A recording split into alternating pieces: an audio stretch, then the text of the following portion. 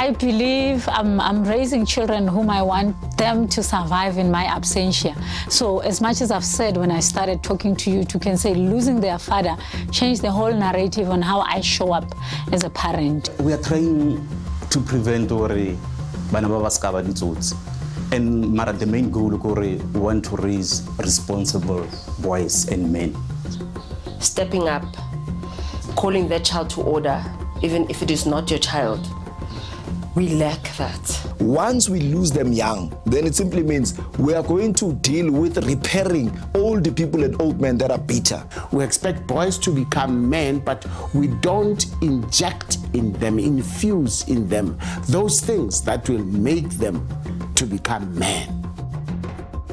This is Stories Untold, the home of good news, and I am Pulem Mulebati. This week, we'd like to introduce you to another great individual. We are talking about our change makers. We'd like to take the next 30 minutes to introduce you to Fred Bohasu. He is a motivational speaker, but is very passionate about working with boy children. He works with single mothers in an effort to raise their boy children. This moment, we'd like to take to introduce you to the man.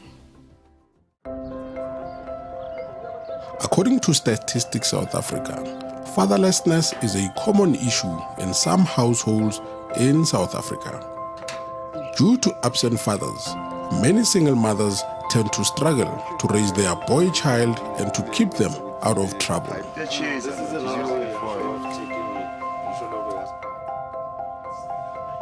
This is where motivational speaker and author Fred Bohasu saw an opportunity to assist such parents by annually running an Impact Boys Mentorship camp. He and his team seeks to empower over hundreds of teenage boys across the country. We've got a lot of boys who are growing up without a father figure or a male mentor in their lives. Then later on, we started also doing Impact Boys Camp, where we will take a couple of, not as many boys, but maximum will be 100 because of the way we structured our program on a 3 days camp where we just mentor these boys. The reason is because of most of them, they grow up without fathers, because the stats says close to 70 of the teenage boys grow up in a house where there is no father figure. And as soon as we start speaking to these young boys, we realize that we're actually sitting on a ticking time bomb, because the very same boys, if we are not mentoring them, obviously tomorrow, they are the ones who will be causing social issues as well, like your crime, GBV, and. Then realize that we need to close up the gap.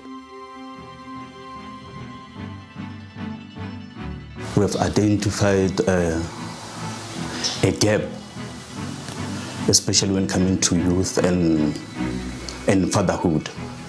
Or bana ba bantši abana buntate, or buntate, they are not playing a role in their lives. And we've identified batswadi ba bantši ba batlišang bana to the single parent. So we want to close that gap, to mentor these boys and also to father them, to show the other side that they don't know. In efforts to curb disobedient boys, Fred teamed up with like-minded individuals who are familiar faces, and in hopes that the boys will resonate with them and be inspired. I saw Fred being one of the people actually who now wants to amplify the message of positive parenting. So, which was one of my component or my pillars, because I deal with gangsterism, bullyism, early teenage pregnancy. So, I think 2019 I did more than 1,100 schools with DJ Spoo. So, Lendo family, it's very, very, very, very serious. Once we lose them young, then it simply means we are going to deal with repairing all the people and old men that are bitter. Intwana namhlanje zizelwe abo mama babo baba mabathi happy Father's Day nabo mama sebayangena lapho ngoba abo mama babo baba, you understand, babalekile abo Samson bafike benza ama flop mabaqeda babalekile. So ingcosi eziningi they are lost in despair, particularly young boys. So I'm very passionate about a young boy. So we've got programs. One of the programs is called Take a Boy Child to Prison. So people are saying, hey, are you encouraging about tatama habits? No. Preventative measures. When you instill this thing, then you teach them to unlearn some certain things. That's the mission and the vision Oprah Fred is pushing.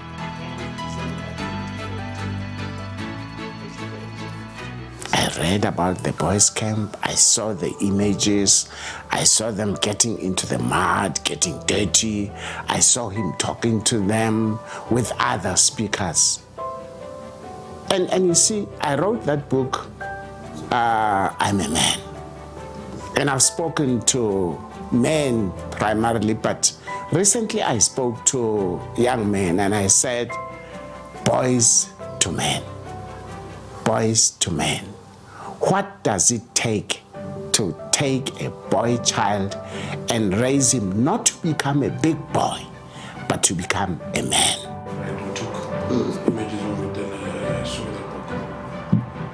I sincerely believe that a seed has been planted in those few days that the boys are there. At least some negative legacies have been challenged, and the boys are thinking differently about those legacies. We went where he did a camp.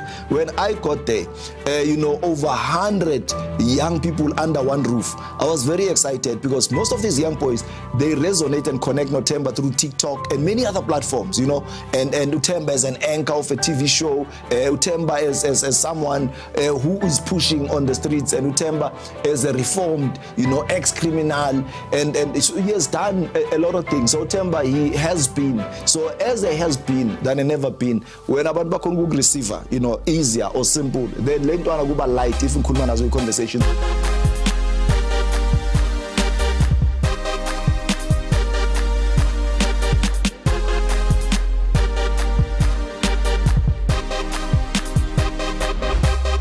The camp hosts the young boys for 3 days or more. Within the 3 days, they get to learn rigorous life skills and how to become better men in the future.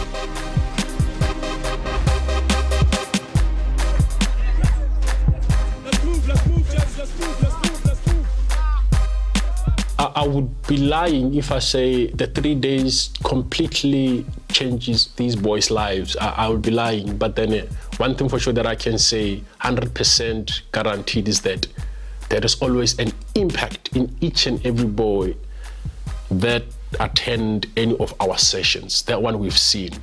And we've also seen with the respondent, the report and the feedback from the parents as well. Within the first few days, we'll be receiving messages from parents saying, wow, I love what you guys did to my son. Because of before, they used to talk back, but then all of a sudden, you can see that he almost did that, but then they're no longer talking back. It looks like the respect that you have instilled in these boys, in my boy's life. I can see the fruits. What have you learned in this camp, bro? In this camp I learned the leadership, personal development. That we must always work together and communicate and always ask for help. Don't be afraid to ask for help. And that's all. Nah, don't be afraid to be a good leader when someone's not. Welcome back to Stories Untold. Now that you are reacquainted with who Fred Buhasu is, we'd like to take this segment to get to the bottom of what he really does. So we're going to focus on one of the things that he does, which is a boot camp where he works with young boys to socialize them into their communities, but how they can better relate with their parents and their peers. Why is this important to him? I do not know, but this is what the parents of those children had to say. Portia Lesego Mogapi from the far south of Johannesburg is raising 3 young boys. Lesego grew up in a household without male figures. Her experience inspired her to seek assistance from Fred and his team in order to equip her son with better life skills. I grew up in a family where there were no male figures. It was my cousins who were almost the same age as me.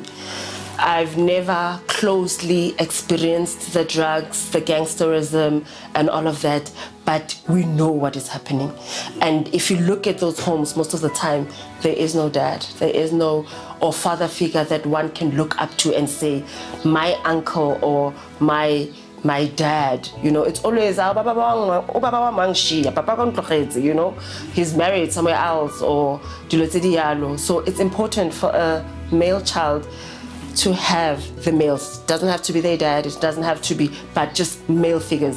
And Fred is that for us. I saw this camp and I saw what it does, you know, but for me, it was not, I know mostly it would be about maybe a child being naughty, teenage stage, adolescent stage, and then you take them to that camp to maybe, you know, get them back to normal.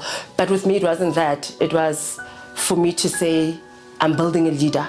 When it comes to challenges, I mean, challenges are there. We are all exposed to society. We see every day the importance of a male child specifically having to grow up with or without a dad. But so with me, I always pray to God that God does bless me with a partner who is going to love my kids and all of them, and who will play that significant role. But God, you see, what I didn't know was that it does not have to be just my partner. But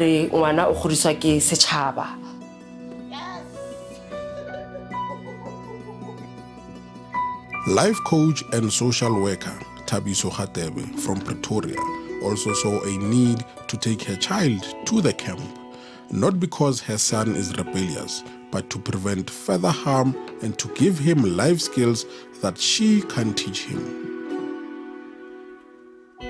Honestly and truly speaking, as a mother, I've opened the channel whereby my children and I can speak openly about anything. But there was this one point where my son said, you know, even if I can talk to you with everything else, there's certain things as a mother, there's no way I can talk to you with regards to those things. So that's when it opened this channel to can say, as a mother, whatever that I know, there's certain things I would not be able to teach a boy child because clearly I'm not a man. So that's when I now started to think of ways to can outsource. With us, when you teach just by saying, it's very minimal. You only take, I think, about 10% of what was said.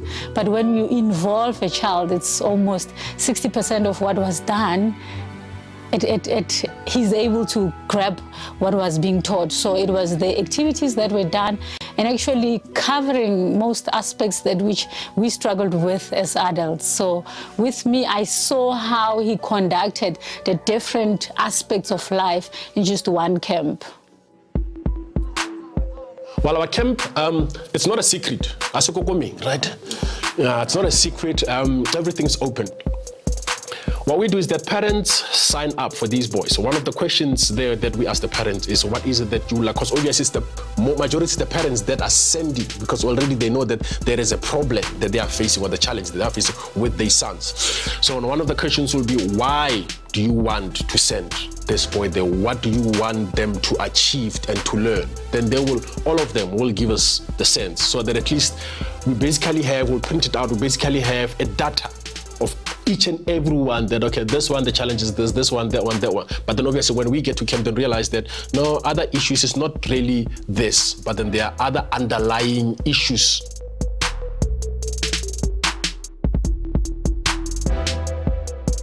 So we make sure that there's a lot of adventure programs as well. For example, when we talk about,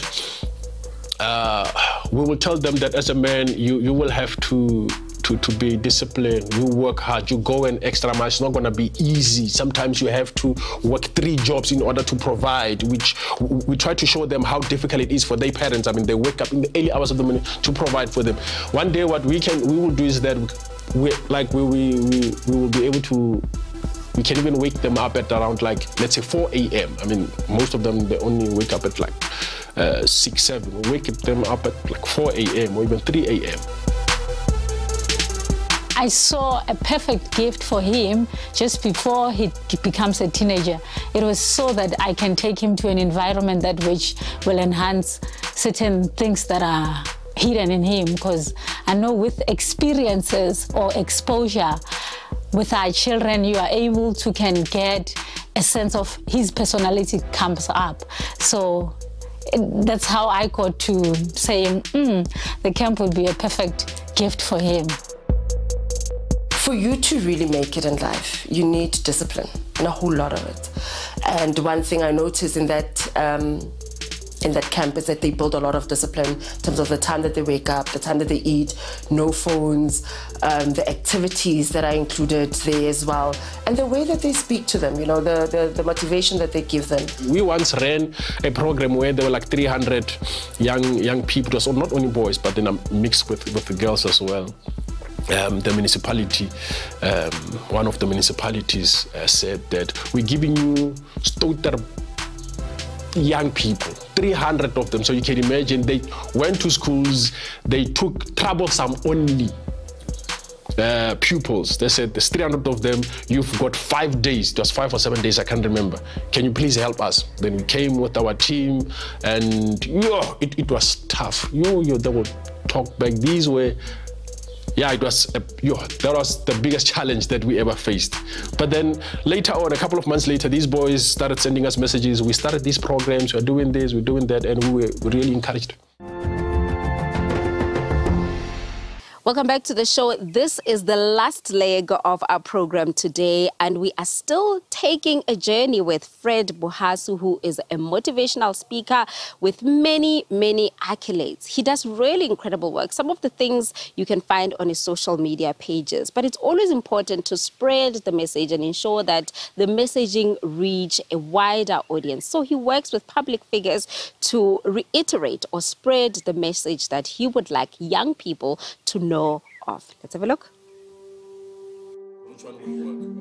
Family man, father, and award-winning speaker with over 15 years experience working with corporations, schools, and government departments across South Africa. Fred tells us how he got into motivational speaking and how he made it a career. We started small programs where we were doing like HIV/AIDS campaigns and youth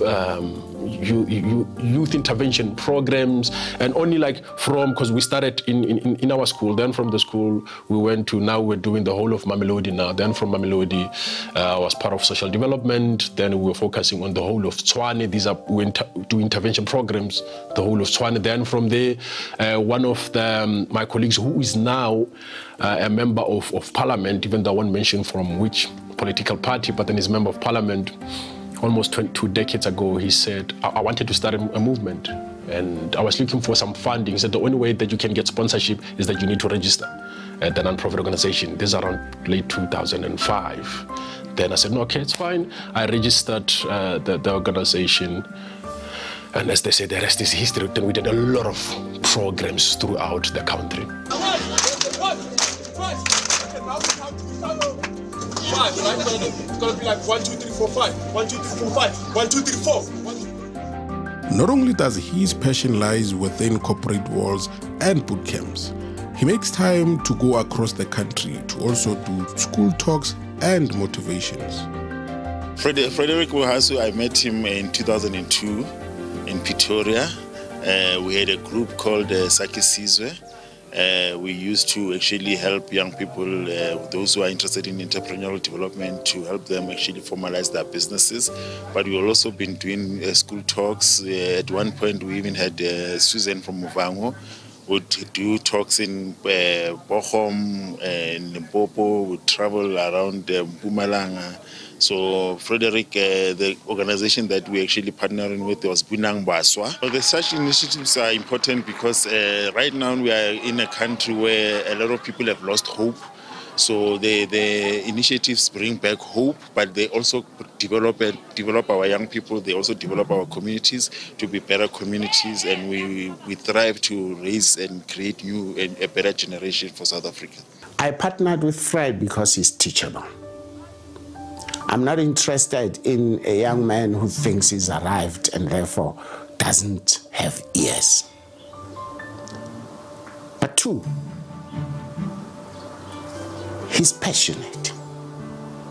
It's almost like a calling for him. If you look at me, I am an incurable actor. There's nothing else I could do like I do with acting.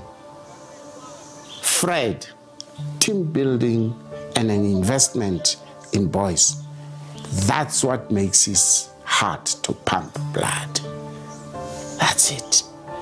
That's why it's easier to work with him, because he is completely devoted.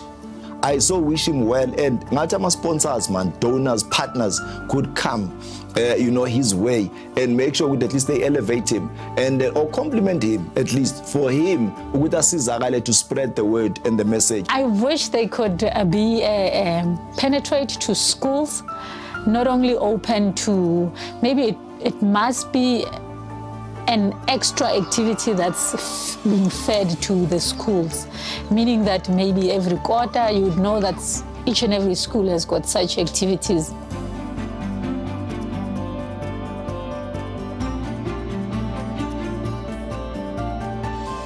We would like one day to see the trees growing, and that's the payback that I would love to see when we see the seed that we've planted, that, okay, wow, so-and-so, they've changed, wow, so-and-so are doing better. So that's what we would love to really see. And also through some of the programs that we do in our nonprofit, we would love to have a lot of these young people who are able to attend some of these programs being sponsored as well, because we find that most of some of the programs that we're running, it's not every parent that can afford. Some of these young people don't even have parents. They're staying with either maybe external families. So we will appreciate where we would say we've got 100 boys for the next 3 days or for the next 5 days. Everything has been sponsored for. These are the boys from deep rural villages, townships. None of them his parents could afford, but then at least they're here. We're going to work with them. Another great episode has come to an end, but we have so much more next week and the week after that and the week after that. From myself, Mulebati, we'd like to encourage you to spread the positive messages on social media. The show might be over, but the conversation does not have to be done. You can follow us on social media at Stories Untold SABC. Until next week, goodbye.